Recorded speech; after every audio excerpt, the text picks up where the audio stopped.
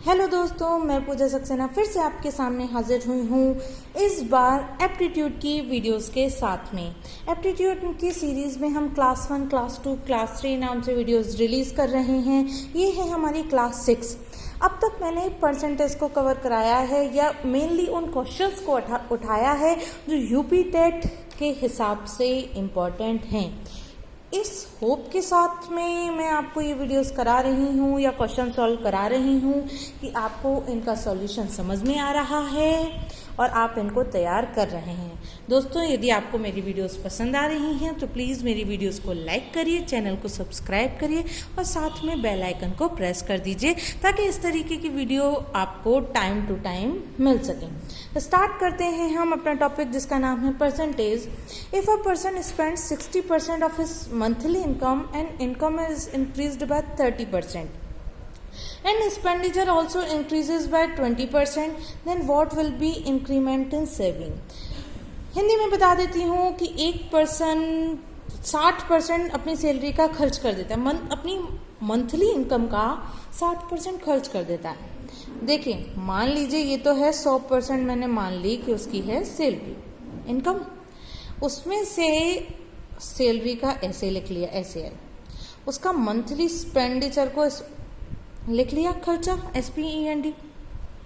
अच्छा, उसमें से 60% खर्चा कर लेता है। मान लिया मैंने 100 रुपये सैलरी है, 60 रुपये उसने क्या किया, खर्चा कर दिया।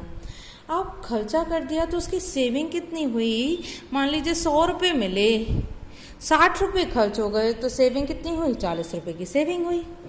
अब क्या हुआ कि उसकी इनकम तो बढ़ गई 30%। तो मैं कहूँगी कि भाई 100 का जब 130% निकालेंगे तो ज़रा यहाँ करके बता देती हूँ, 100 का 130% तो क्या आया? 2 जीरो से 2 जीरो कट गया, 130 रुपये। अब उसकी सैलरी तो हो गई 130 रुपये, साथ में ये है खर्चा भी उसका बढ़ गया and expenditure also increases by 20%। और जितना खर्चा वो करता था उसका क्या हुआ? 20% बढ़ गया, 20% बढ़ गया। देखिए, 60 का जब आप 20% निकाल लो, 1 जीरो से 1 जीरो, 1 जीरो से 1 जीरो, क्या बचा? 12। 60 रुपये तो पहले ही खर्च होते थे, सैलरी बढ़ने से 12 रुपये और खर्च होने लगे, यानी टोटल खर्चा हो गया कितना? 72 रुपये।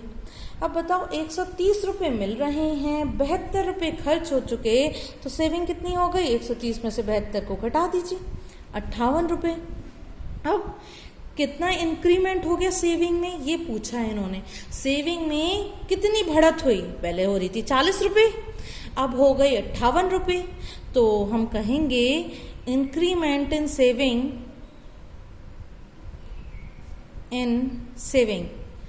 में कितनी बढ़त हुई? तो हम कहेंगे, इसका मैं फॉर्मूला बता दूं कि जितना भी सैलरी में चाहे घटा हो चाहे बढ़ा हो तो इंक्रीमेंट की जगह डिक्रीमेंट आ जाता। यहाँ घटा या बढ़ा यानी इंक्रीमेंट या डिक्रीमेंट, तो यहाँ आ जाएगा इंक्रीमेंट हुआ। किसमें? इंक्रीमेंट इन सेविंग का ही तो निकालना है।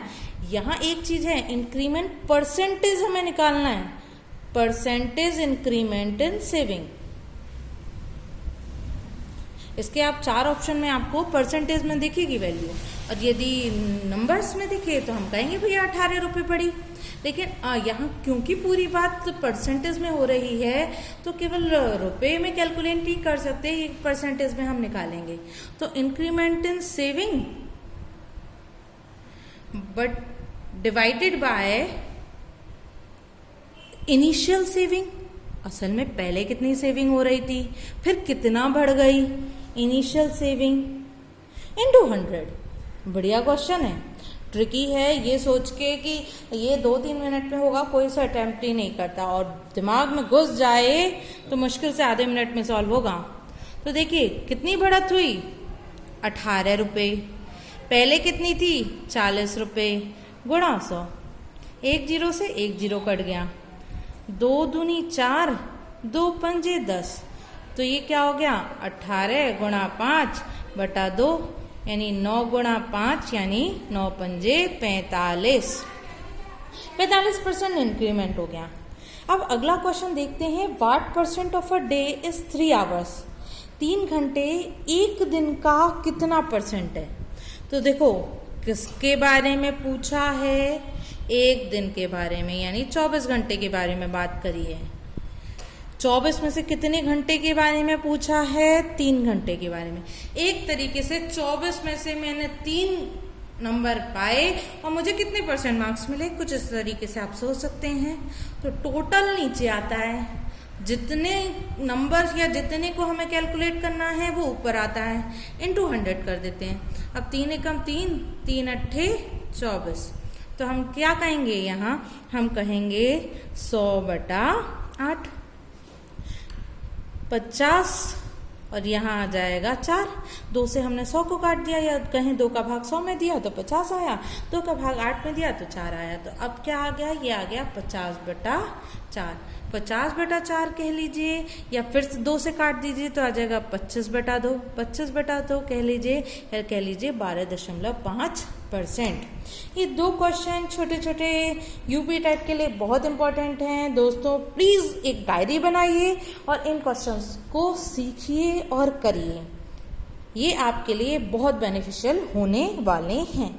चलिए फिर मिलेंगे इसी तरीके की एप्टीट्यूड की वीडियोस के साथ में। ओके, बाय बाय दोस्तों।